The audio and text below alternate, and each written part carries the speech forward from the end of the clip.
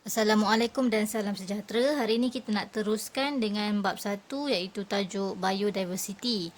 Minggu lepas awak dah nampak apakah maksud biodiversity, apakah kepentingan pengelasan organisma secara sistematik dan bagaimanakah biodiversity dapat dipelihara. Jadi minggu ni kita nak teruskan dengan tajuk pengelasan organisma dan kita akan fokus kepada pengelasan tumbuhan. Awak boleh buka muka surat 12 buku teks sains awak dan di sini awak akan nampak tajuk pengelasan tumbuhan.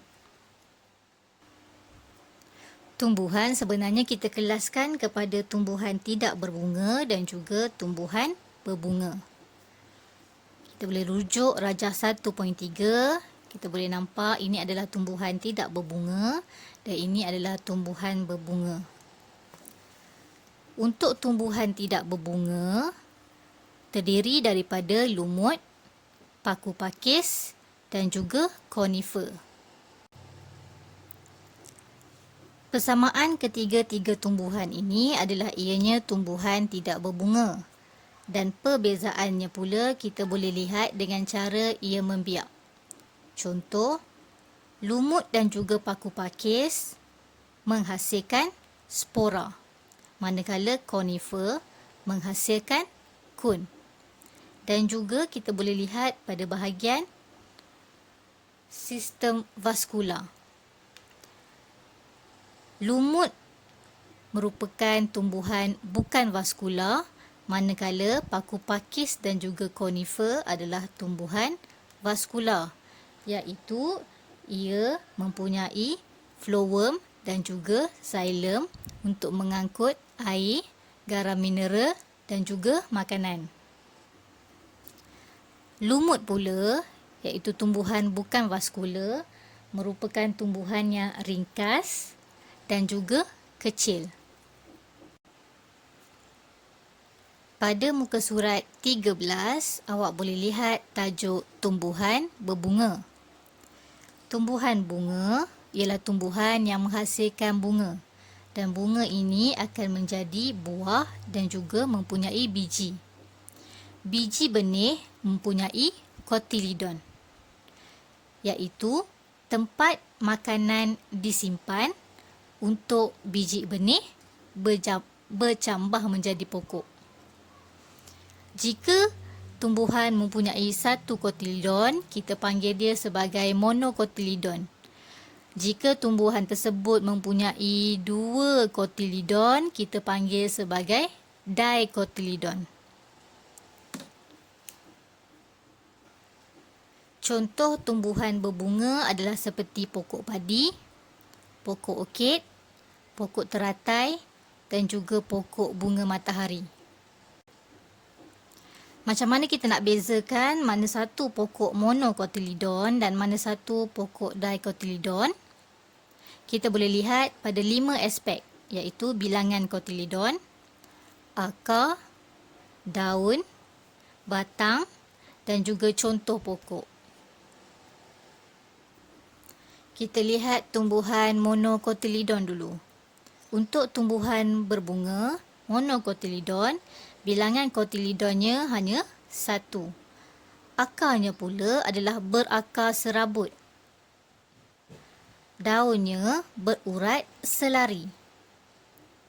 Batangnya pula kebanyakan adalah lembut. Dan contohnya pokok padi dan pokok jagung. Untuk tumbuhan berbunga dikotilidon, bilangan kotilidonnya adalah 2, mempunyai akar tunjang, daunnya berurat jejala,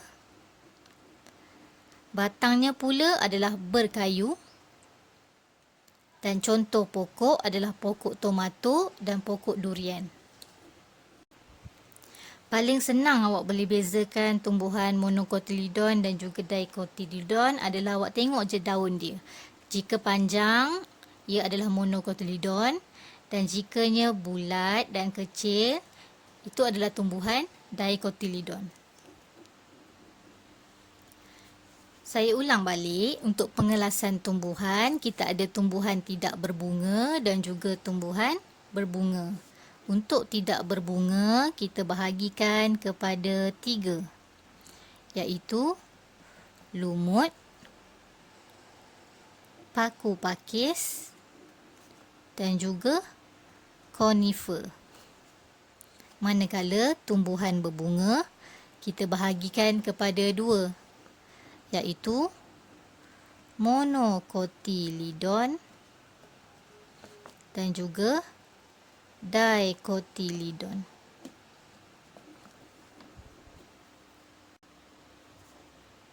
Sekarang awak boleh tengok muka surat 14. Kita akan tengok tajuk membina kekunci dikotomi.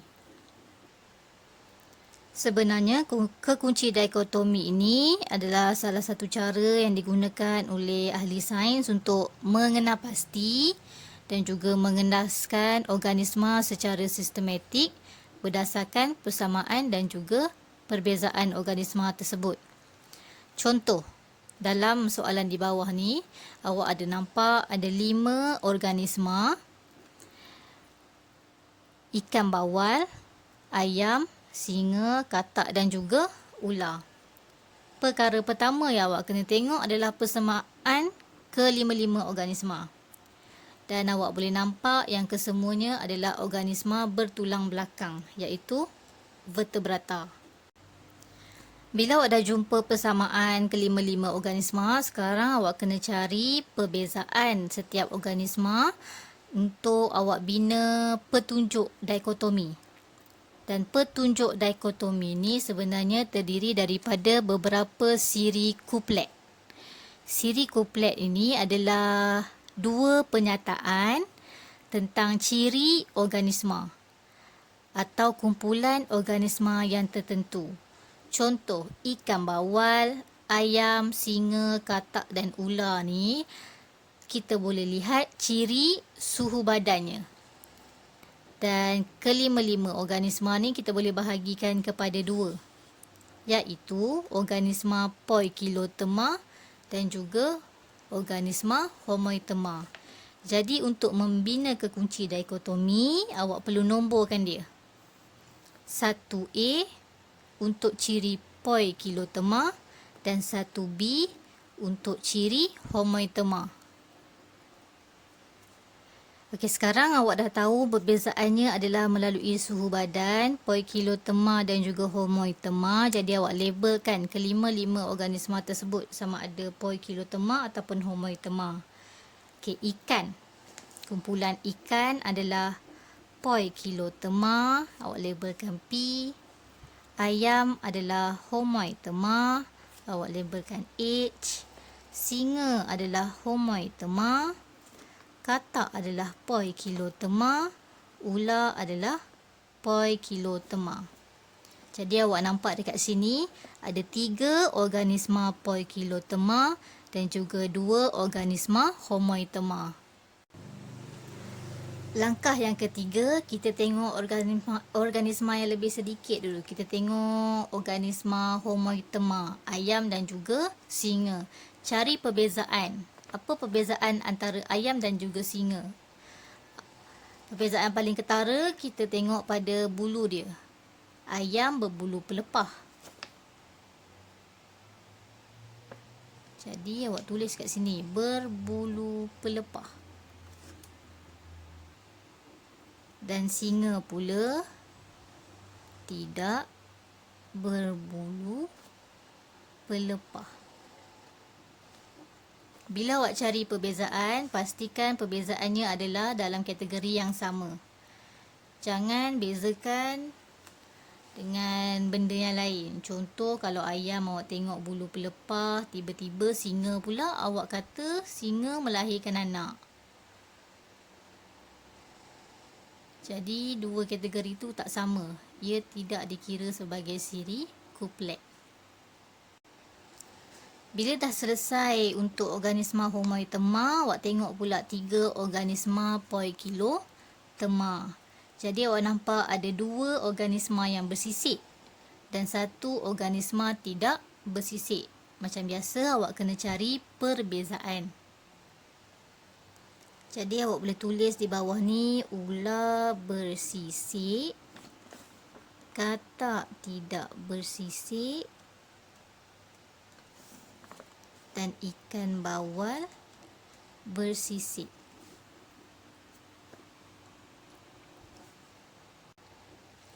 Okey, akhir sekali, sekarang awak nampak masih ada 2 lagi organisma yang mempunyai ciri yang sama. Jadi awak kena cari perbezaan. Apa perbezaan ikan bawal dan juga ular? Perbezaan paling ketara adalah ikan mempunyai insang, ular tidak mempunyai insang. Jadi boleh tulis dekat sini, ikan mempunyai insang, ular tidak mempunyai insang. Okay, bila awak dah jumpa semua persamaan dan perbezaan kelima-lima organisma, barulah awak boleh bina kekunci dikotomi. Tadi awak dah tengok perbezaan yang pertama iaitu suhu badan, poikiloterma dan juga homoterma. Jadi awak boleh tulis yang pertama poikiloterma, awak buat satu garisan titik-titik putus-putus dan awak tulis pergi ke nombor 2. Poikiloterma kita tengok balik untuk ikan, katak dan juga ular. Jadi awak buat nombor 2. Untuk nombor 2, kita tengok balik ciri perbezaan bersisik dan juga tidak bersisik. Jadi untuk 2A awak tulis bersisik, 2B awak tulis tidak bersisik. Bersisik ada 2 organisma, jadi awak tulis pergi ke nombor 4. Tidak bersisik, terus jawapannya awak tahu adalah katak, jadi tulis nama organisma terus, katak. Untuk bersisik, pergi ke nombor 4. Jadi dekat nombor 4, awak tulis 4A dan juga 4B. Tengok bawah bersisik, ciri mempunyai insang dan juga tidak mempunyai insang. Jadi 4A awak tulis tidak mempunyai insang iaitu organisma ular. B mempunyai insang, organismanya adalah ikan bawal. Jadi ikan bawal sudah, katak sudah, ular pun sudah. Habis untuk organisma poikiloterma. Sekarang kita pergi kepada organisma yang kedua iaitu homoterma. Ada 2 organisma iaitu ayam dan juga singa. Awak tarik ke hujung dan tulis pergi ke nombor 3. Jadi di nombor 3, 3A dan juga 3B. Ini kita panggil sebagai siri kuplet. Tengok 2 organisma dan perbezaannya adalah berbulu pelepah dan tidak berbulu pelepah. 3A tidak berbulu pelepah, jawapannya adalah singa. B berbulu pelepah, jawapannya adalah ayam. Jadi siaplah satu kekunci dikotomi awak untuk pengelasan haiwan vertebrata. Kita dah habis bab 1, jadi awak boleh buat nota ringkas dalam buku nota masing-masing dan saya bagi masa lebih kurang seminggu untuk awak siapkan nota ni. Saya bagi contoh. Ini adalah nota pelajar. Yang pertama tajuknya adalah biodiversity. Kemudian yang kedua awak boleh buat tajuk kepentingan biodiversity. Kemudian tajuk pengurusan biodiversity, memelihara biodiversity dan juga memelihara biodiversity. Untuk tajuk pengelasan haiwan. Dan akhir sekali tajuk pengelasan tumbuhan. Itu sahaja. Terima kasih.